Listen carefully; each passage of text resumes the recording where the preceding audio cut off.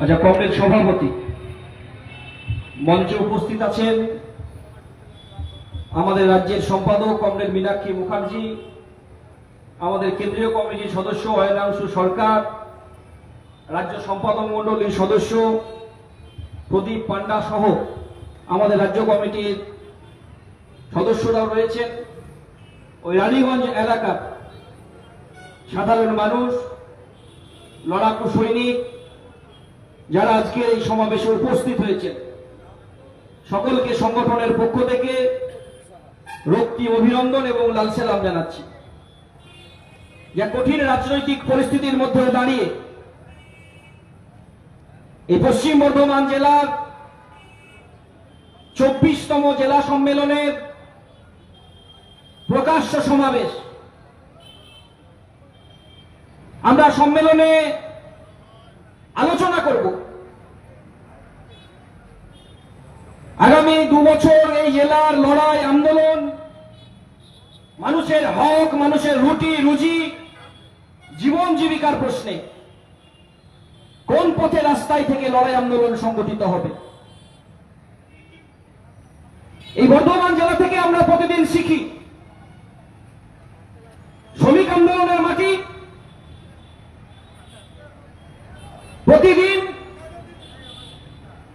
আমাদেরকে লড়তে শেখায়।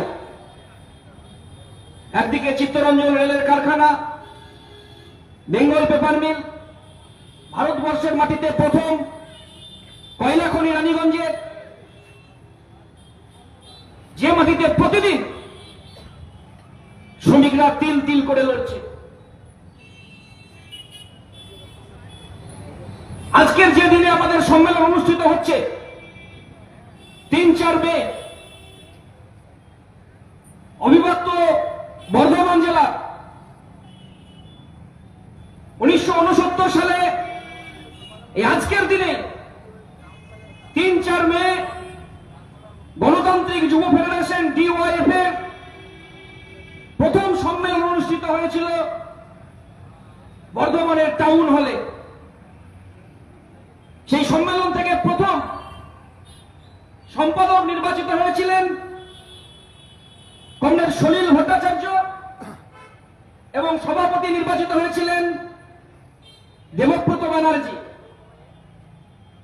এই প্রাক্তনীদের কাছ থেকে আমরা প্রতিদিন শিখছি, প্রতিদিন আমাদের কানটাকে আরো শক্ত করার চেষ্টা করছি DYF এর পতাকাকে বহন করার জন্য, যে পতাকা আমাদের প্রাক্তনীরা আমাদেরকে দিয়ে গেছেন। লড়াই করতে করতে কাজের দাবিতে, শিক্ষার দাবিতে প্রতিদিন লড়ছি। একদিকে ইনসাফ যাত্রা, ব্রিগেড সমাবেশ থেকে শুরু করে উত্তরকন্যা অভিযান,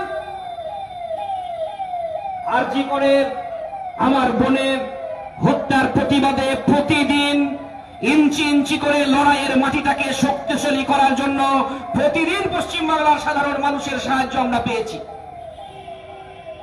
একটা বিরাট লড়াই চলছে গোটা দেশের মাটিতে। ছাত্ররা তার শিক্ষার অধিকার হারাচ্ছে, গণতান্ত্রিক অধিকার হারাচ্ছে, কলেজ নির্বাচন বন্ধ, প্রতিদিন স্কুল বন্ধ হচ্ছে, শিক্ষক নিয়োগ বন্ধ, বেকাররা কাজ পাচ্ছে না,